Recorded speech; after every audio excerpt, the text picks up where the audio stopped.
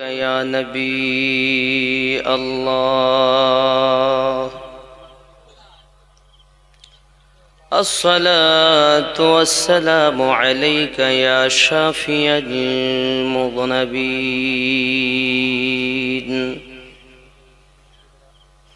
الصلاة والسلام عليك يا رحمة للعالمين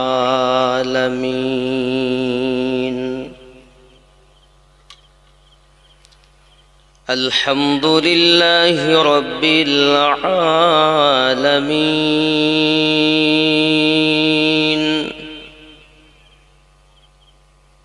والعاقبة للمتقين والصلاة والسلام على من كان نبيا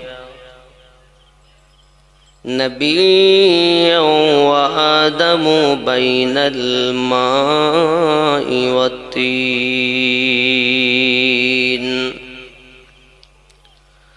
وعلى آله وأصحابه وآل بيته وأولياء أمته وعلماء أهل سنته أجمعين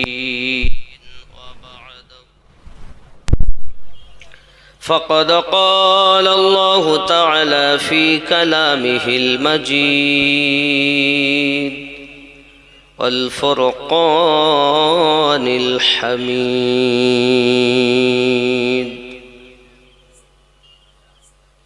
أعوذ بالله من الشيطان الرجيم بسم الله الرحمن الرحيم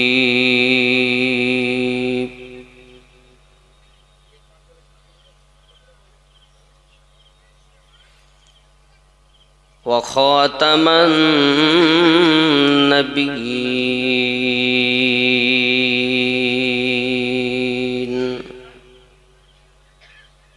صدق الله العظيم وصدق رسوله النبي الأمين الحبيب الكريم ونحن على ذلك لمن الشاهدين والشاكرين والحمد لله رب العالمين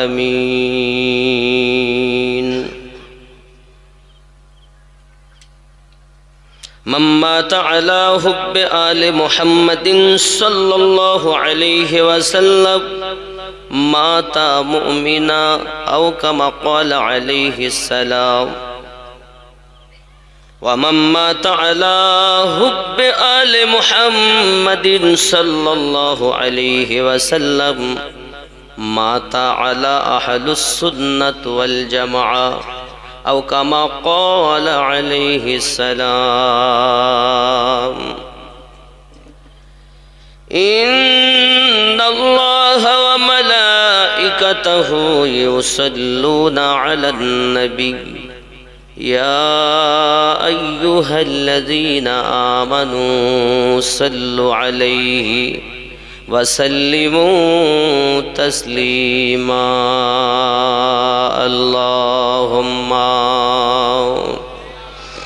صل على سيدنا مولانا محمد وعلى آل سيدنا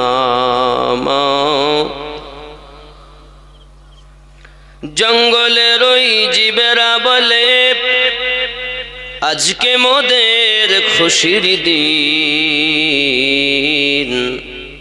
কুরাইশ বংশে আগমন করলেন রহমাতুল লিল আলামিন আল্লাহুম্মা সাল্লি আলা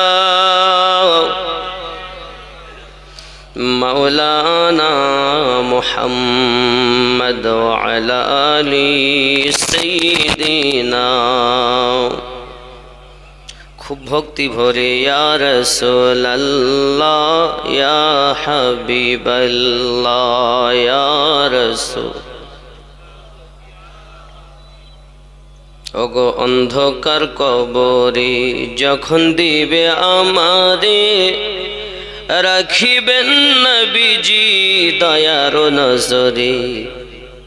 দেখিব আপনাকে আপন নয়নে ইয়া রাসূলুল্লাহ, খুব ভক্তি ভরে ইয়া রাসূলুল্লাহ ইয়া হাবিবাল্লাহ ইয়া রাসূলুল্লাহ। মুনকার নাকির আসিয়া সওয়াল করবে বসাইয়া, দিবেন গো নবীজি পর্দা উঠাইয়া। মুনকার নাকির আসিয়া সওয়াল করবে বসাইয়া, দিবেন গো নবীজি পর্দা উঠাইয়া। চুমিব আপনার কদম ধরিয়া ইয়া রাসূলুল্লাহ ইয়া হাবিবাল্লাহ ইয়া রাসূলুল্লাহ। আলহামদুলিল্লাহ। যাবতীয় গুণগান গুণকীর্তন রব্বে করিমের, যিনি ওয়াহদাহু লা শারীক,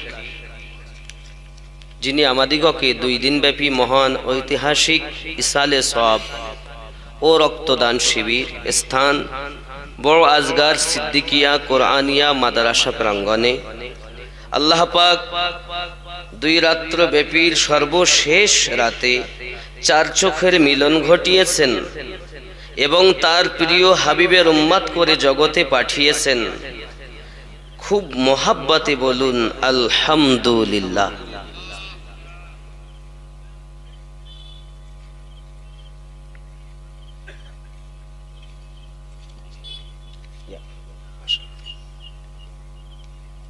পরে পরে নবী ও কওম আকা রহমাতাল লিল আলামিন, রাহাতিল আশিকিন, আনিসুল গরিবিন, অদৃশ্য সংবাদদাতা পয়গম্বর, উম্মতের গম খাওয়ার, যিনি আসমান ও জমিনের নবী, চাঁদ ও সিতারার নবী, লৌহ কলমের নবী, আরশ কুরসির নবী, ৮০,০০০ আলমের নবী, স্বয়ং আল্লাহ বলেন আমারও নবী আহমদী মুজতাবা মুহাম্মাদুর রাসূলুল্লাহ সাল্লাল্লাহু আলাইহি ওয়াসাল্লামের উপরে লাখো কোটি দরুদ বৃষ্টির ন্যায় বর্ষিত হোক। জোরে বলুন আল্লাহুম্মা আমিন। দো জাহানের বাদশাহ হয়ে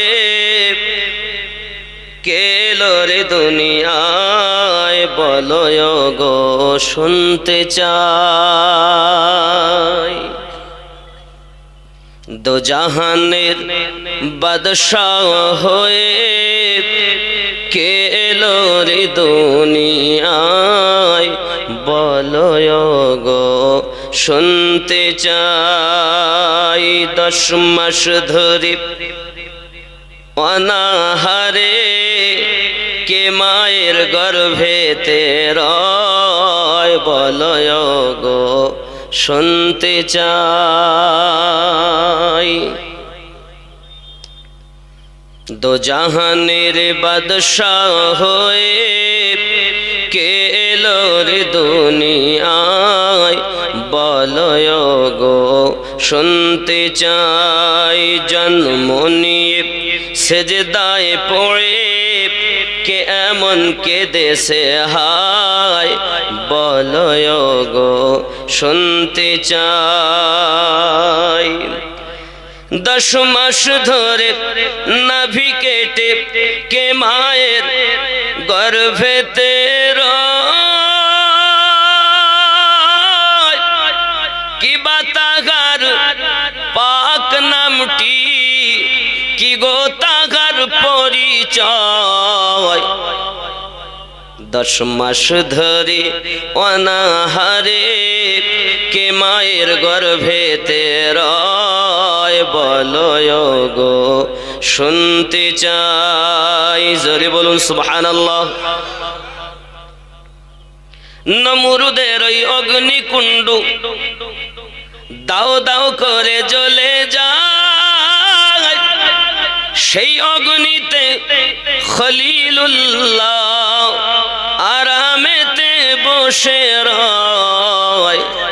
কারো ওসিলায় সেই অগ্নিতে ফুল বাগিচা পয়দা হয় বলো গো শুনতে চাই দো জাহানের বাদশাহ হয়ে কে এলো রে দুনিয়ায় বলো গো শুনতে চাই।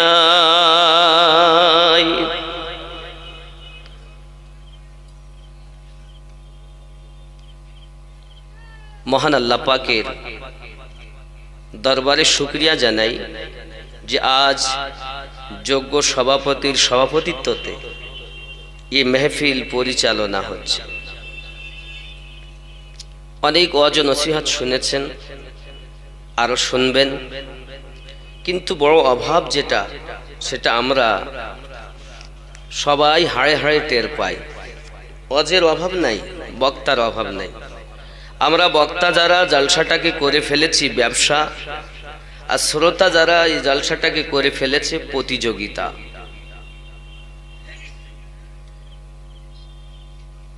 আমরা কি করেছি?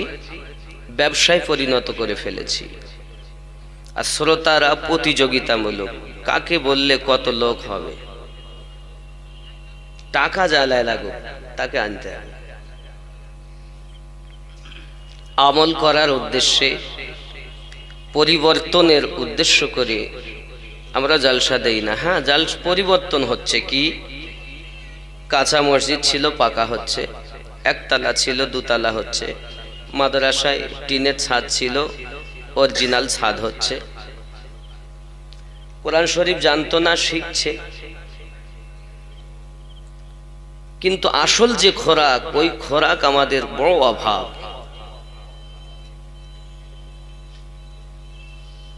সেই খোরাকটা হলো দিল পরিষ্কার করা। কি পরিষ্কার করা? দেখুন, আমরা যারা আজকে জালসাতে এসেছি প্রত্যেকেই সাবান শ্যাম্পু ব্যবহার করি। শীতকাল পড়ছে, এজন্য আমরা কি করি? বিভিন্ন রকমের তেল আমরা ব্যবহার করি। অনেকে দেখা যায় ক্রিম ব্যবহার করে। মুসলিম জাতি, মায়েদের মধ্যে এটা বেশি। কেন? এই দেহ, এই চেহারা মানুষ দেখবে। কারা দেখবে? মানুষ দেখবে।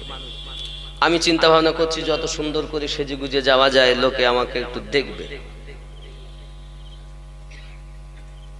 আপনারাও চিন্তা করছেন কোন টুপিটা পরলে হয়, কোন জামাটা গায়ে দিলে হয়, সেইভাবে সাজছে। এই চেহারা মানুষ দেখবে বলে তার যদি এত সাজগোজ হয়, আল্লাহ তো চেহারা দেখেন না, আল্লাহ দেখেন অন্তর। সেই অন্তর আমরা কয়বার পরিষ্কার করেছি? এ বক্তব্য এখন আর নাই সমাজে, এ ওয়াজ নেই। এখন শুধু ফজিলতের ওয়াজ। এতটা দিলে এত হবে, এত করলে এত হবে, এই হলে এই হবে, এই হলো ওয়াজ। সারা জীবন নামাজ পড়ে গেল, এখনো পর্যন্ত ও নামাজের স্বাদ পাইনি।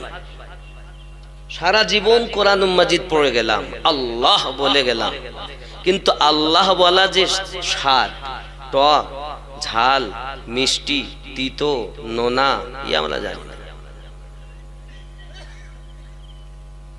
আমরা যখন খাদ্য গালে দেই, আমার বক্তব্য বুঝতে পারছেন তো? খুব খেয়াল করবেন, দিলের কান দিয়ে শুনবেন। আমরা যখন ধরেন রুটি খাই, তার একটা স্বাদ। যদিও ডাল দিয়ে খাই একরকম, গোস্ত দিয়ে খাই একরকম, পোলট্রির গোশের আলাদা স্বাদ, বিভিন্ন সবজি তার এক এক রকম, এক এক জিনিসের স্বাদ লাগে কি লাগে না? নুন হয়েছে কিনা, ঝাল হয়েছে কিনা, কি হয়েছে জবানে দিলেই বলি। কিন্তু সেই জবান দিয়ে আল্লাহ পাকের কালাম তেলাওয়াত করি, একবারও স্বাদ উপভোগ করতে পারি। তার মানে কি? মানুষের দেখবেন যখন রোগ হয়, তখন ঠান্ডা জ্বর যদি লেগে থাকে, সর্দি লেগে থাকে, তাকে যদি খাওয়ার দেওয়া হয়, ভাই একটু খাও, চেখে বলো তো কেমন, কিছু তো বুঝতে পারছি না ভাই, আমার মুখে স্বাদ নাই। তার মানে কি, ওর রোগ হয়েছে। তো আমাদের ভিতরে রোগ হয়েছে, এই রোগের ট্রিটমেন্ট এখন হচ্ছে না। এই রোগেরও ডাক্তার আছে। এই অন্তরের রোগের ডাক্তার হলো আউলিয়ায়ে কেরামগণ। জোরে বলুন সুবহানাল্লাহ। আপনি দাড়ি রাখছেন না, সুদ খাচ্ছেন, মিথ্যা বলছেন, নামাজ ছেড়ে দিয়েছেন, বাপ মাকে কষ্ট দিচ্ছেন, এই যে রোগ, এই রোগেরও ডাক্তার আছে। এই রোগের ডাক্তার হলো ওলামায়ে শরিয়াত।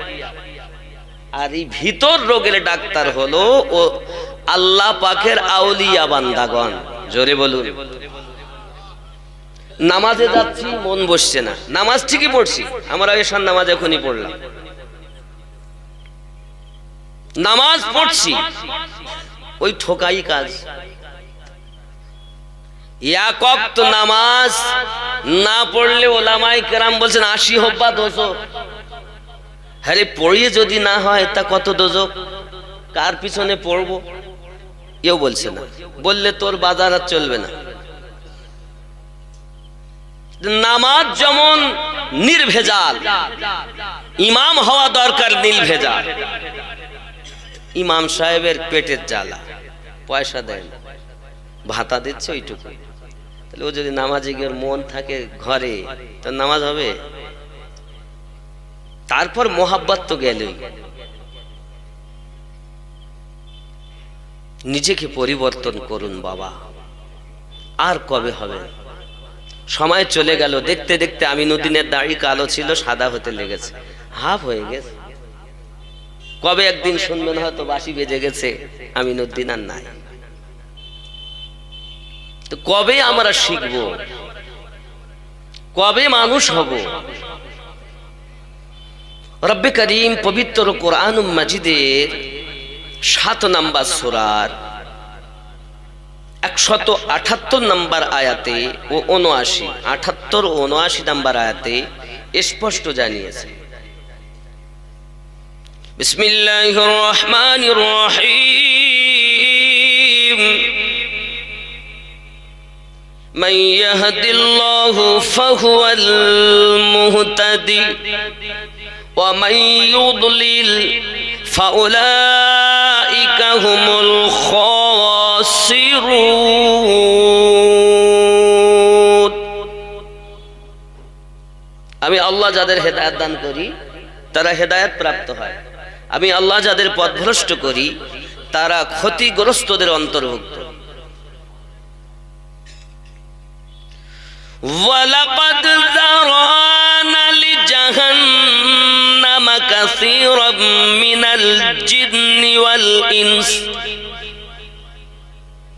আমি আল্লাহ জিন জাতির জন্য, মানব জাতির জন্য জাহান্নাম তৈরি করে রেখেছি।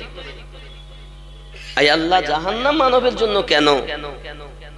আপনি তো বললেন ওমা খালাকতুল জিন্না ওয়াল ইনসা ইল্লা লিয়াবুদুন। সর্বশ্রেষ্ঠ জাতি জিন আর ইনসানকে আপনি ইবাদতের জন্য তৈরি করেছেন, সৃষ্টি করেছেন, আবার এই জাতিকে আপনি জাহান্নামে দিবেন কেন? এ স্বাদের জান্নাত কে ভোগ করবে? আল্লাহ পাক বলছেন আমি জাহান্নাম তৈরি করেছি কেন? লাহুম কুলুবুল্লাহু লা ইয়াফকাহুনা বিহা। আমি আল্লাহ তাদের অন্তর দিয়েছি, অন্তর দিয়ে চিন্তা ভাবনা করে না। আমি আল্লাহ তাদের কান দিয়েছি, শোনে না। আমি আল্লাহ তাদের চোখ দিয়েছি, দেখে না। কেন? এরা কি? উলাইকা কাল আনআম, এরাই হলো চতুষ্পদ জন্তু। বালহুম আদাল, তার থেকেও নিকৃষ্ট। আল্লাহ বললেন আল্লাহ, তা আল্লাহ আমাদেরকে চতুষ্পদ জন্তু বলেছেন। কাদেরকে বলেছেন? যাদের অন্তর দিয়েছে, অন্তর দিয়ে চিন্তা ভাবনা করিনি। তাহলে মনটাকে একবারও পরিষ্কার করার চিন্তা ভাবনা করলাম না, ভাবনা চিন্তা করলাম না, খাবো দাবো, এ করবো, ভক্তি করবো। মানুষ হয়ে কবরে যাও, পশু হয়ে নাই। উলাইকা কাল আনআম, পশু হয়ে কবরে যেও না, মানুষ হয়ে যাও। মানুষ কারা? সব মানুষ সমান। আবাজি আমার সোনামানিকেরা, জগৎ বরণ আল্লাহ পাকের একজন মেহবুব বান্দা ছিলেন, দিল্লি জামে মসজিদে ইমাম ছিলেন আব্দুল হক মুহাদ্দিস দেহলভী রাহমাতুল্লাহ আলাইহি। তিনি যখন মসজিদে নামাজ পড়েন, বাবা প্রতি মানুষ ওনার পিছনে ইক্তেদা করে করে জামাতে নামাজ আদায় করতেছেন। হঠাৎ করে একজন মুসল্লি দিল্লি শাহে জামে মসজিদের ইমাম সাহেবকে বলছেন, হুজুর আমি আপনার পিছনে ইক্তেদা করে নামাজ পড়ি, মনে বড় স্বাদ জাগে, আমি একটু আপনার চেহারা দেখতে পাই না, আসেন নামাজ পড়িয়ে চলে যান। কিন্তু ইমাম যিনি, তার চেহারা দেখতে পেলাম না, একবার যদি আপনার চেহারা আমাকে দেখাতেন হুজুর। দিল্লি জামে মসজিদের ইমাম সাহেব বলছেন, তোমার বড় স্বাদ আমাকে দেখার, ঠিক আছে বাবা, সামনের জুমাতে তুমি আসবে, আগামী জুমাতে কি করবে একটু জোরে বলুন, আসবে। ইমাম সাহেবের কথা শোনার পরে তিনি আগে ভাগে গোসল গায়রা করে সুন্দর পোশাক পরিহিত অবস্থাতে মসজিদ দিল্লি জামে মসজিদে আপনার উপস্থিত হয়েছে। যেখানে ইমাম সাহেব আসবেন যে রাস্তা দিয়ে, ঠিক ওই রাস্তাতেই মুয়াজ্জিনের একটু সাইডে যাই আপনার কিনা বসে গিয়েছে ইমাম দিল্লি শাহে মসজিদ জামা মসজিদের ইমাম শাহ আব্দুল হক মুহাদ্দিস দেহলভী রাহমাতুল্লাহ আলাইহি। তিনি এই ভারতবর্ষে প্রথম হাদিস এনেছিলেন। এই ভারতে ইসলাম প্রচার করেছেন খাজা গরিব নওয়াজ, হিন্দুস্তানের বাদশাহ খাজা গরিব নওয়াজ। আর হিন্দুস্তানের প্রথম মুহাদ্দিস শাহ আব্দুল হক মুহাদ্দিস দেহলভী। জোরে বলুন সুবহানাল্লাহ। কথা বুঝতেছেন নাকি? দুনিয়ায় আর কারো বাদশাহী চলবে না ভারতে। ভারতে একজনই বাদশাহ, তিনি খাজা গরিব নওয়াজ। যত বাদশাহ আসবে তার নিচে থাকবে।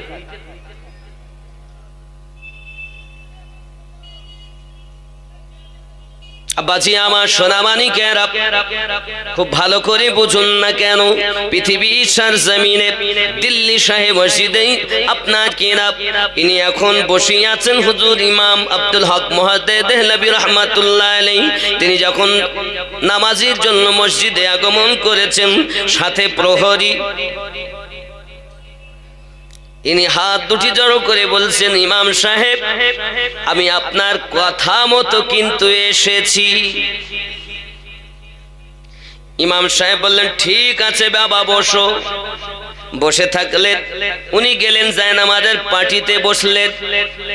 আব্বা আমার জায়নামাজের পাটিতে আপনার বসার পরেই অল্পক্ষণ পর মুখটা ঘুরিয়ে বলছেন, বাবা প্রশ্নকারী হুজুর লাব্বাইক, আমি উপস্থিত, এসো বাবা একটু কাছে এসো। যেই না নিকটে গেছেন, সঙ্গে সঙ্গে তাকে বলতেছেন, মেম্বারে রসুলে একটু বসে যাও। কোথায় বসবে? খুতবা দেয় যার উপরে, মেম্বারে রসুলে বসে যাও। সঙ্গে সঙ্গে হাত দুটি জড়ো করে বলছেন, হুজুর মাফ করবে, এতটা জ্ঞান আমার নাই, এতটা যোগ্যতা আমার নাই যে আমি ইমাম হয়ে নামাজ পড়াতে পারবো, খুতবা দিতে পারবো। হুজুর মেম্বারে বসার মতো আমার যোগ্যতা আমার নাই, দয়া করে আমাকে মাফ করুন।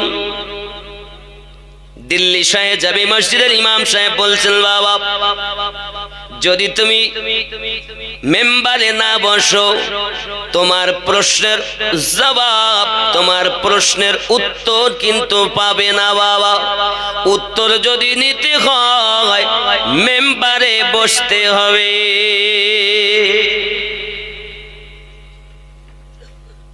আমি তোমাকে নামাজ পড়াতে বলিনি, খুতবা পড়তে বলিনি, মেম্বারে বসো উত্তরের জন্য। জোরে বলুন সুবহান। কেউ পারে না বুঝতে আমার পীর মুর্শিদের খেলা, জোর করে বুঝতে গেলে তার ঘটে মরণ জ্বালা। কেউ পারে না বুঝতে আমার পীর মুর্শিদের খেলা। বলে 36 বছরেও কারো জ্ঞান আঁখি ফোটে না, 6 মাসেরও কালে আবার পায় যে 16 আনা। যারে ইচ্ছা তারে দিয়া মিলায় তহিদের মেলা, কেউ পারে না বুঝতে আমার খাজা পিয়ার খেলা। জোরে বলে তুমি কি অর্জন করেছো? আল্লাহর ওলি তোমার ভাই? চোর কোথাকার। আল্লাহর ওলির দরবারে যদি যেতে হয়, দুটো জিনিস আপনাকে নিয়ে যেতে হয়। কি? এক, অগাধ বিশ্বাস, আর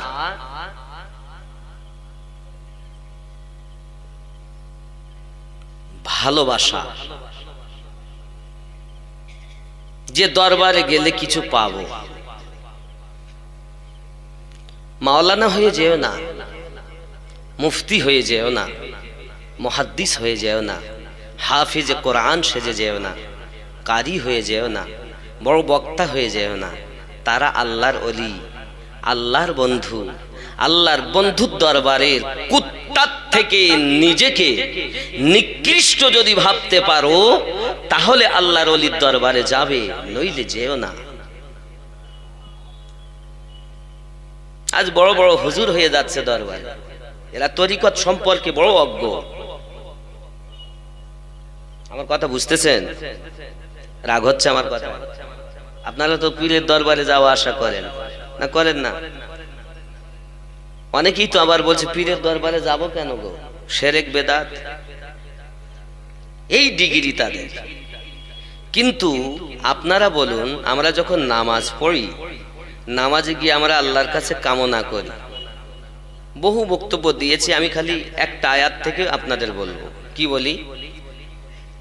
হাত জড়ো করে, ইহদিনাস সিরাতাল মুস্তাকিম সিরাতাল্লাযীনা আন'আমতা আলাইহিম। আয় আল্লাহ, আমাদিগকে সোজা সরল সঠিক পথে প্রচালিত করো। কাদের পথে? আল্লাহ বলেন কাদের পথে? আমরা বলি সিরাতাল্লাযীনা আন'আমতা আলাইহিম, যাদেরকে তুমি পুরস্কৃত করেছো তাদের পথে আমাদের চালিত করো। কেন? তাদের পথ হলো সোজা সরল সঠিক পথ। জোরে বলুন। 73 দলের লোক এই কথাই বলে, বলে কি বলে না? কিন্তু জান্নাতি এক দল হবে। কয় দল হবে? এক দল। বড় আশ্চর্য, আমি নামাজের কথা তো সবাই বলে, কিন্তু এক দল কেন যায়? কেউ তো নামাজবিহীন কথা বলে না। যত দল আছে কথা বলুন, সবাই তো নামাজের কথা বলে, কেউ কি নামাজবিহীন কথা বলে? কিন্তু নামাজে গিয়ে বলেছি সিরাতাল্লাযীনা আন'আমতা আলাইহিম। তাহলে বোঝা গেল যাদের উপরে আল্লাহর অনুগ্রহ আছে তাদের পথটাই হলো সোজা সরল সঠিক পথ। নাকি বলেন? কথা কি বুঝতেছেন? কথা বুঝতে পারেননি? এখন আয় আল্লাহ, আপনি বলুন কাদের উপরে আপনি প্রাইজ রেখেছেন? কথা কি বুঝতেছেন? কাদের উপরে প্রাইজ রেখেছেন? আল্লাহ পাক বলছেন, বিসমিল্লাহির রহমানির রহিম, উলাইকাল্লাযী আন'আমা আল্লাহু আলাইহিম মিনান নাবিয়্যিন ওয়াস-সিদ্দিকীন ওয়াশ-শুহাদা'i ওয়াস-সালিহিন।